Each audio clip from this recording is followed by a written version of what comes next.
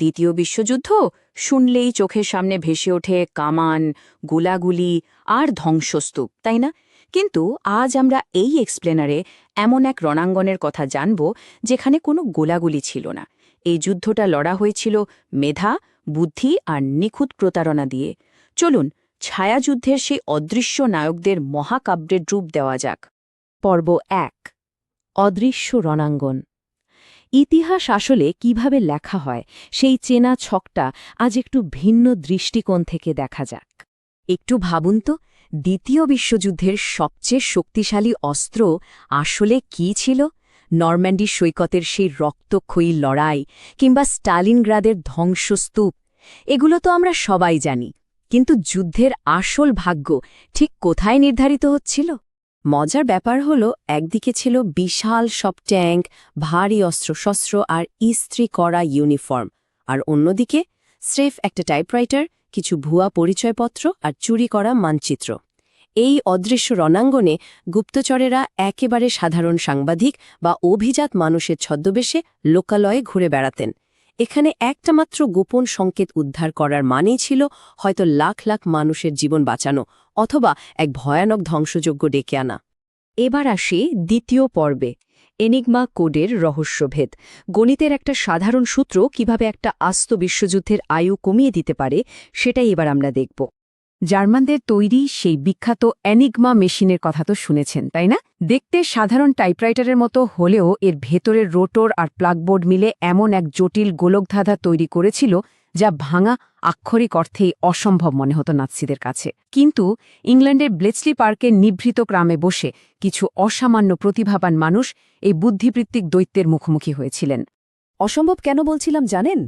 সংখ্যাটা খেয়াল করুন, 158 কুইন্টিলিয়ন, মানে 158 পর পাক্কা 18টা শূন্য। এনিগমা মেশিনটা প্রতিদিন ঠিক এতগুলো ভিন্ন ভিন্ন বিন্যাস তৈরি করতে পারত। যে কোনো মানুষের মস্তিষ্কের পক্ষে প্রতিদিন এতগুলো সংকেত সমাধান করা, এটা একেবারেই অসম্ভব একটা ব্যাপার। আর ঠিক এই জায়গাতেই অ্যালান টিউরিং বুঝতে পেরেছিলেন মানুষের মস্তিষ্ক দিয়ে এই যন্ত্রকে কোনোভাবেই হারানো যাবে না। তাই তিনি বোম্ব নামের এই যান্ত্রিক প্রতিরূপটি তৈরি করেন, যাকে আমরা আজকের আধুনিক কম্পিউটারের পূর্বপুরুষ বলতে পারি।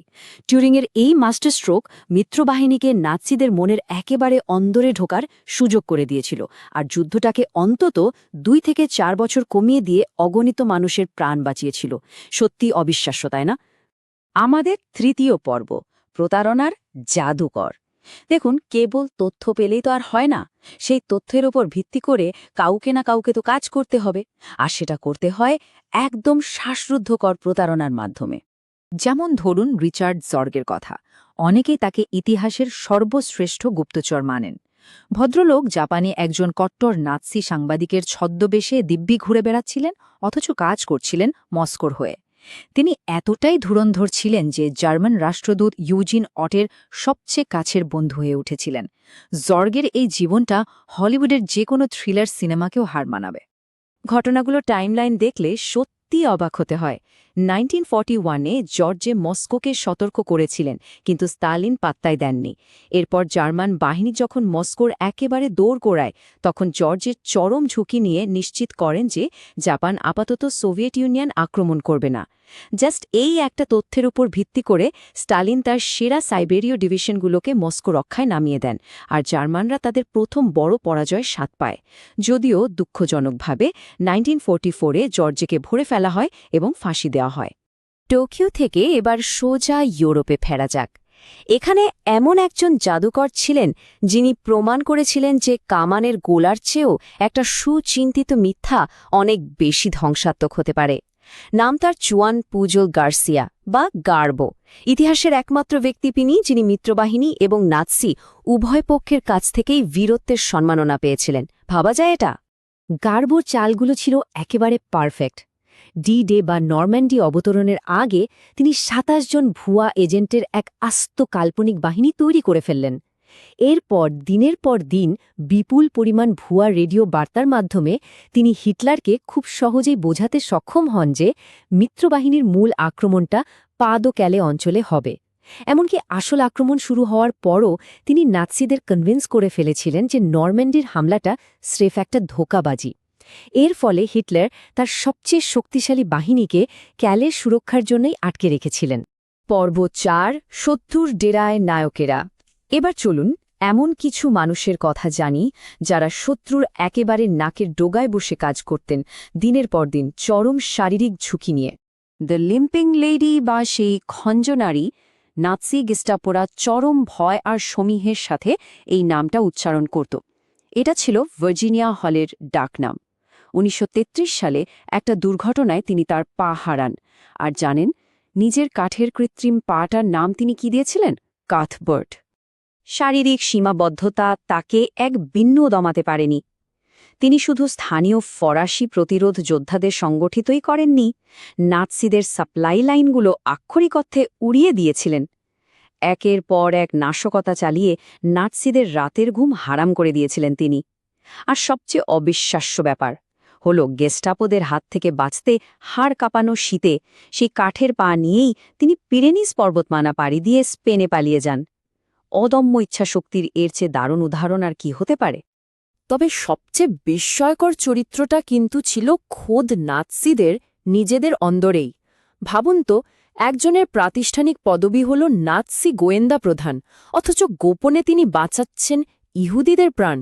অ্যাডমিরাল উইলহেম কনারেস হিটলারের নৃশংসতাকে এতটাই ঘৃণা করতেন যে তিনি শপথ নেওয়া সত্ত্বেও সেই সাম্রাজ্যের পতনের জন্যই কাজ করেছিলেন, আর প্রতিনিয়ত ব্রিটিশদের কাছে গোপন পরিকল্পনা পাচার করতেন। কানারেসের এই পরিণতি আমাদের মনে করিয়ে দেয় যে অন্ধকারের চরম গভীরেও নৈতিকতা আর মানবতার আলো টিমটিম করে হলেও জ্বলতে পারে। যুদ্ধ শেষ হওয়ার ঠিক কয়েক সপ্তাহ আগে তার এই দ্বৈত জীবন ধরা পড়ে যায়, আর চরম অমানবিক নির্যাতনের পর তাকে ফাঁসি দেওয়া হয়। শেষ পর্বে চলে এসেছি আমরা ছায়াযুদ্ধের উত্তরাধিকার। এই যে নাম না জানা নায়কদের এত এত আত্মত্যাগ, এগুলো আধুনিক বিশ্বকে কিভাবে গড়ে তুলল, চলুন সেটাই একটু বিশ্লেষণ করা যাক। এই অদৃশ্য মহাকাব্যের নীরব বিজয় আর গুপ্তচর বা কোড ব্রেকারদের সীমাহীন ব্যক্তিগত ত্যাগগুলোই কিন্তু আজকের আধুনিক গোয়েন্দা ব্যবস্থা এবং আমাদের এই জটিল সাইবার যুদ্ধক্ষেত্রের মূল ভিত্তিটা স্থাপন করে দিয়ে গেছে। সবশেষে একটা প্রশ্ন রেখে যাই, তারা যদি সেদিন ব্যর্থ হতেন, তবে আজ আমাদের মাথার ওপর কাদের পতাকা উড়ত? ভাবলেই গায়ে কাটা দেয়, তাই না? আমাদের আজকের এই স্বাধীনতা বা বাস্তবতার নিরাপত্তা এমন কিছু মানুষ নিশ্চিত করেছিলেন, যাদের প্রধান শর্তই ছিল চরম গোপনীয়তা। ছায়ার অন্তরালে তারা রেখে গেছেন এক বজ্র কঠিন উত্তরাধিকার। আমাদের চারপাশের এই পৃথিবীতে আজও হয়তো অনেক কিছুই এমন কোনো অদৃশ্য ছায়া থেকেই পরিচালিত হচ্ছে। সোর্স ম্যাটেরিয়ালের ওপর ভিত্তি করে তৈরি আমাদের আজকের এই এক্সপ্লেনেরটি সাথে থাকার জন্য অসংখ্য ধন্যবাদ।